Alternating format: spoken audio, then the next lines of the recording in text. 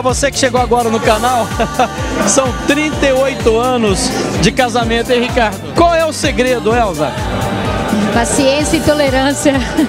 Qual é o segredo, Ricardo? Comprometimento do casal, tolerância, aceitação, né, de gosto diferente. A gente discute, trabalha, mas no fim dá tudo certo e de noite na cama tudo se resolve.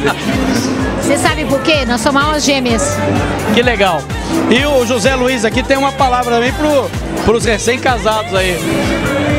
Não, eu como amigo aí do casal, né, desejar felicidade, né? A gente já sabe o histórico deles, é um casal muito feliz lá que está na cabeça lá do Vale do Sonho, dirigindo com muito sucesso. Felicidade para vocês dois, entendeu?